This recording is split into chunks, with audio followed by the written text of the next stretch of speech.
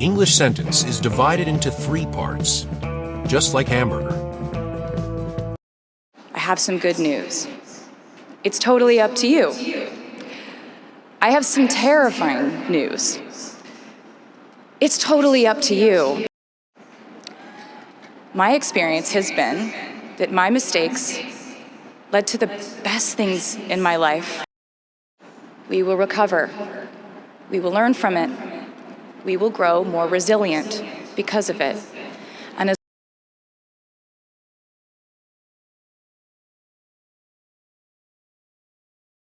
Hi, I'm Taylor.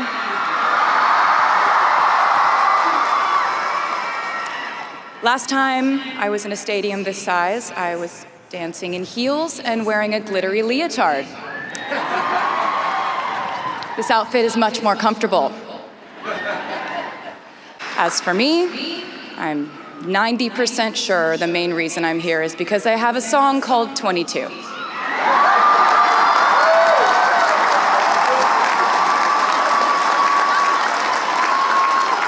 And let me just say, I am elated to be here with you today as we celebrate and graduate New York University's class of 2022.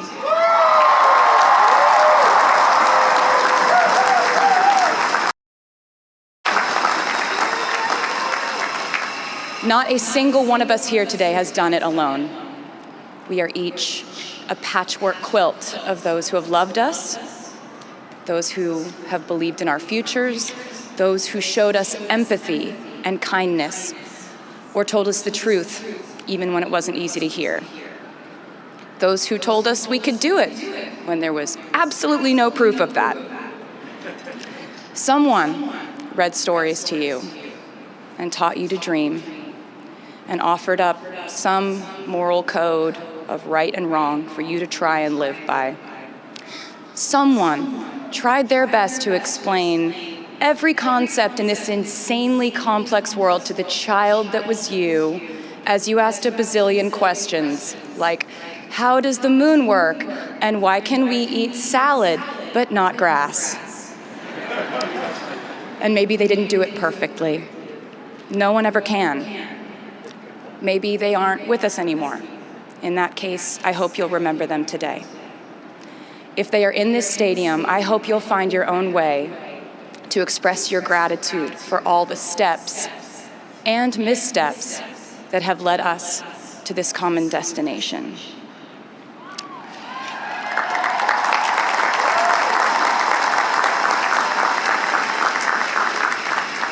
I know that words are supposed to be my thing, but I will never be able to find the words to thank my mom and dad, my brother Austin, for the sacrifices they made every day so I could go from singing in coffee houses to standing up here with you all today, because no words would ever be enough.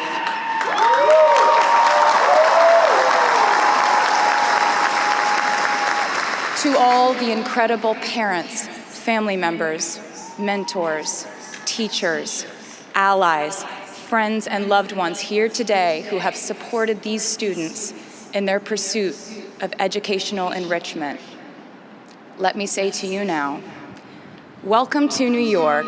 It's been waiting for you.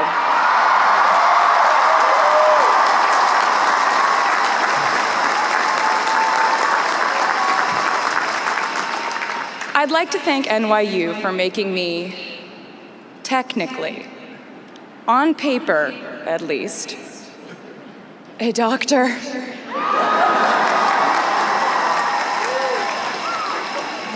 Not the type of doctor you would want around in case of an emergency. Unless your specific emergency was that you desperately needed to hear a song with a catchy hook and an intensely cathartic bridge section.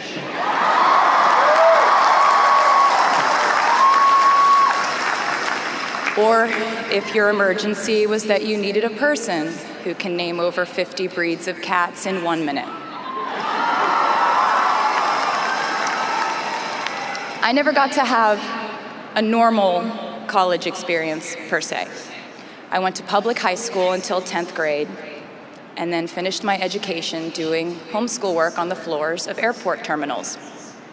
Then I went out out on the road for radio tour, which sounds incredibly glamorous, but in reality, it consisted of a rental car, motels, and my mom and I pretending to have loud mother-daughter fights with each other during boarding so no one would want the empty seat between us on Southwest.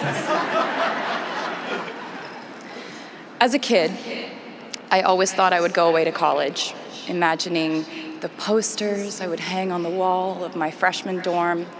I even set the ending of my music video for my song Love Story at my fantasy imaginary college, where I meet a male model reading a book on the grass, and with one single glance, we realized we had been in love in our past lives. Which is exactly what you guys all experienced at some point in the last 4 years, right?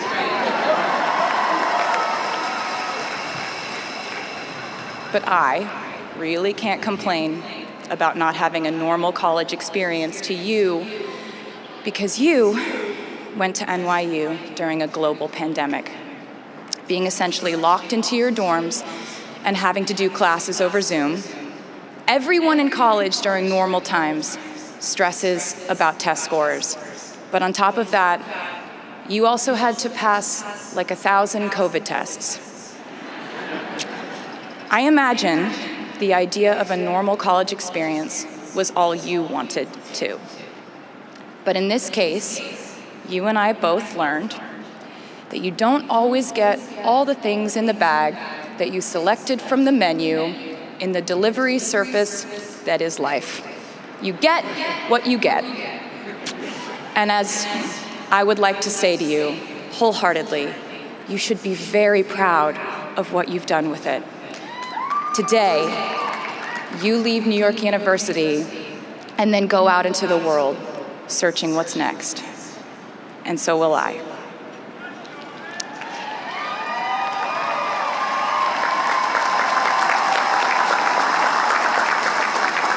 So as a rule, I try not to give anyone unsolicited advice unless they ask for it. I'll go into this more later.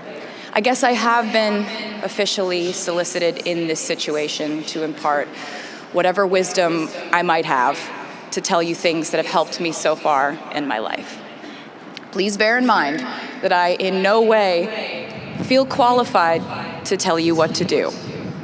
You've worked and struggled and sacrificed and studied and dreamed your way here today. And so you know what you're doing. You'll do things differently than I did them and for different reasons. So I won't tell you what to do because no one likes that. I will, however, give you some life hacks I wish I knew when I was starting out my dreams of a career and navigating life, love, pressure, choices, shame, hope, and friendship. The first of which is, life can be heavy, especially if you try to carry it all at once. Part of growing up and moving into new chapters of your life is about catch and release. What I mean by that is knowing what things to keep and what things to release. You can't carry all things, all grudges, all updates on your ex, all enviable promotions your school bully got at the hedge fund his uncle started. Decide what is yours to hold and let the rest go. Oftentimes, the good things in your life are lighter anyway, so there's more room for them. One toxic relationship can outweigh so many wonderful, simple joys. You get to pick what your life has time and room for. Be discerning. Secondly, learn to live alongside cringe. No matter how hard you try to avoid being cringe, you will look back on your life and cringe retrospectively.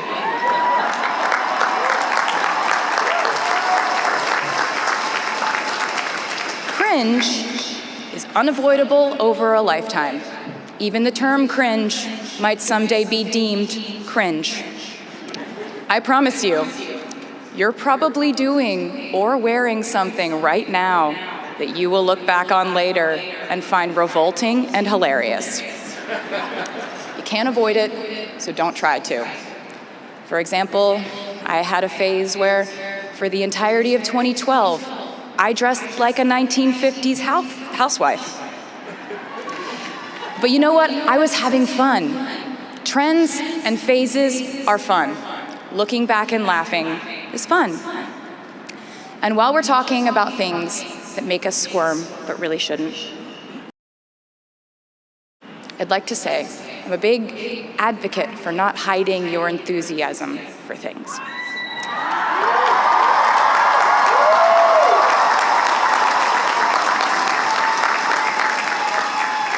It seems to me that there is a false stigma around eagerness in our culture of unbothered ambivalence. This outlook perpetuates the idea that it's not cool to want it, that people who don't try are fundamentally more chic than people who do. And I wouldn't know because I've been a lot of things, but I've never been an expert on chic, but I'm the one who's up here, so you have to listen to me when I say this. Never be ashamed of trying. Effortlessness is a myth. The people who wanted it the least were the ones I wanted to date and be friends with in high school. The people who want it the most are the people I now hire to work for my company.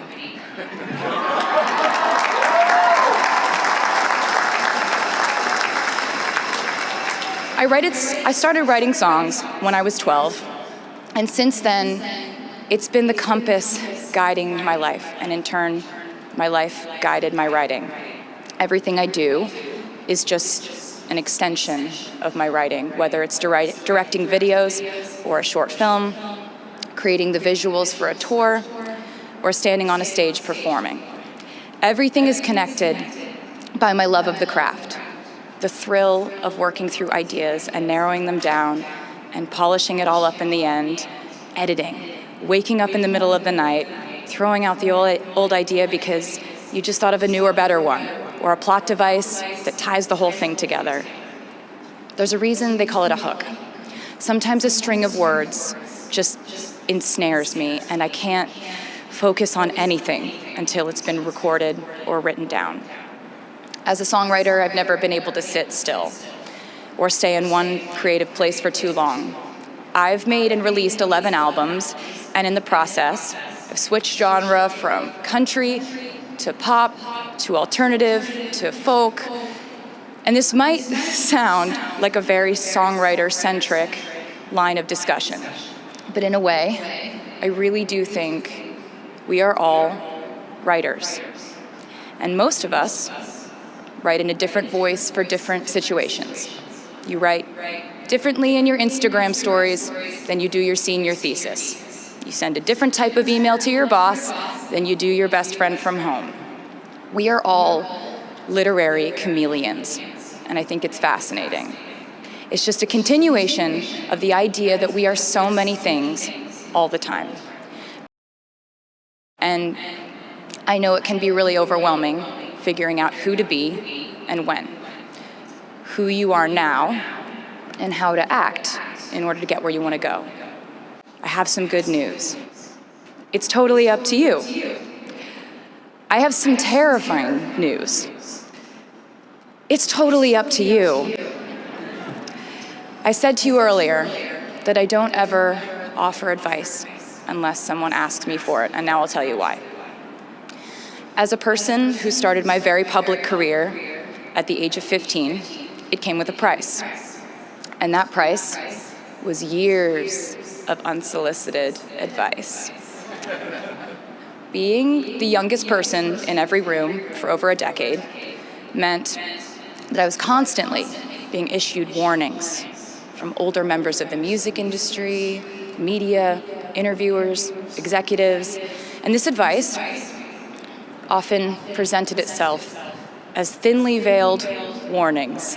See, I was a teenager at a time when our society was absolutely obsessed with the idea of having perfect young female role models.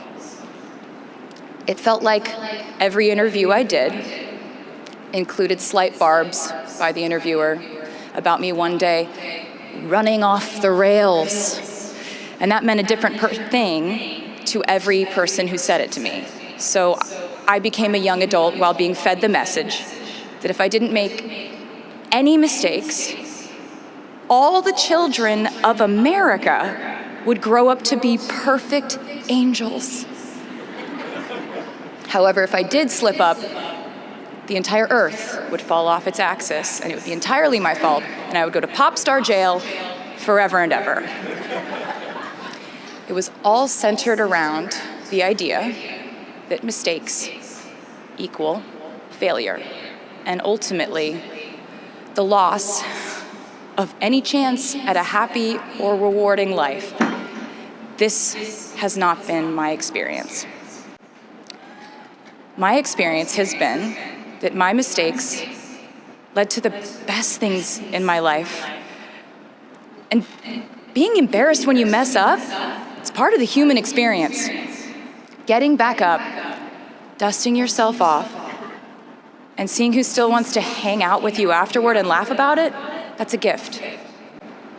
The times I was told no, or wasn't included, wasn't chosen, didn't win, didn't make the cut, looking back, it really feels like those moments were as important, if not more crucial, than the moments I was told yes.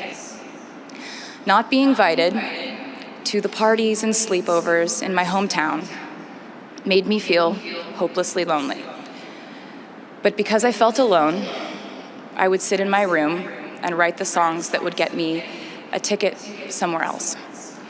Having label executives in Nashville tell me that only 35-year-old housewives listen to country music, and there was no place for a 13-year-old on their roster, made me cry in the car on the way home. But then I'd post my songs on my MySpace, and yes, MySpace. And I would message with other teenagers like me who loved country music, but just didn't have anyone singing from their perspective.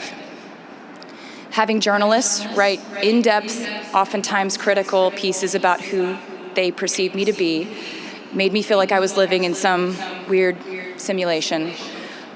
But it also made me look inward to learn about who I actually am.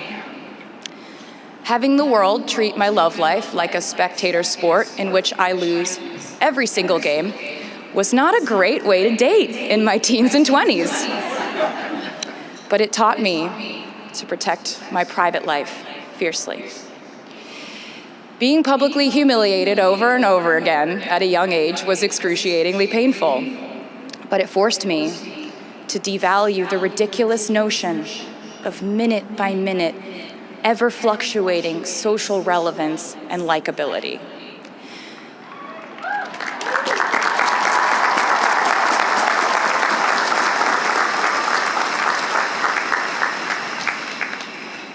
Getting canceled on the internet and nearly losing my career gave me an excellent knowledge of all the types of wine.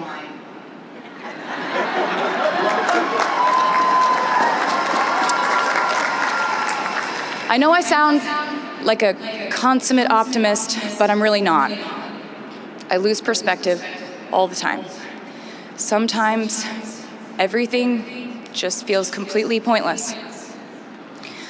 I know the pressure of living your life through the lens of perfectionism.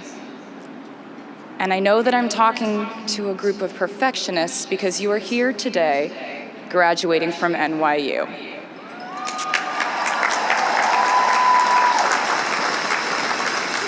So this might be hard for you to hear. In your life, you will inevitably misspeak, trust the wrong person, underreact, overreact, hurt the people who didn't deserve it, overthink, not think at all, self-sabotage, create a reality where only your experience exists.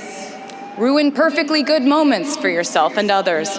Deny any wrongdoing. Not take the steps to make it right. Feel very guilty. Let the guilt eat at you. Hit rock bottom. Finally address the pain you caused. Try to do better next time. Rinse, repeat.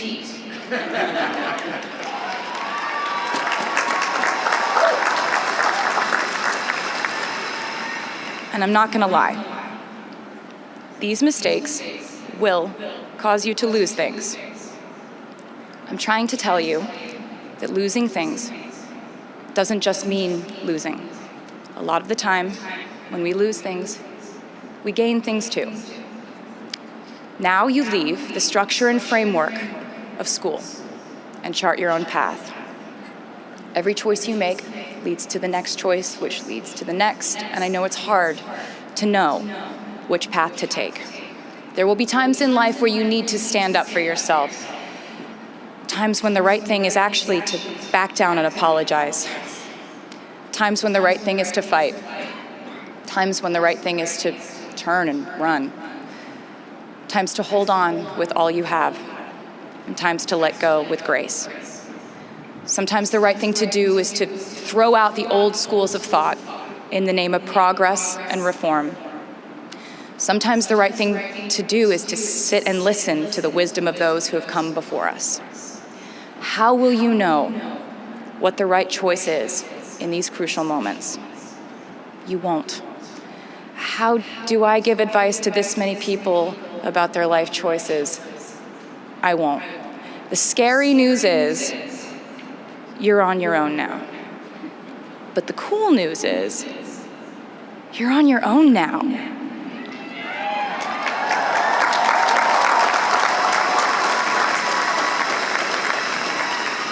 I leave you with this. We are led by our gut instincts, our intuition, our desires and fears, our scars and our dreams. And you will screw it up sometimes. So will I. And when I do, you will most likely read about it on the internet. Anyway, hard things will happen to us. We will recover. We will learn from it. We will grow more resilient because of it. And as long as we are fortunate enough to be breathing, we will breathe in, breathe through, breathe deep, and breathe out. And I am a doctor now, so I know how breathing works. I hope you know how proud I am to share this day with you. We're doing this together, so let's just keep dancing like we're the class of 22.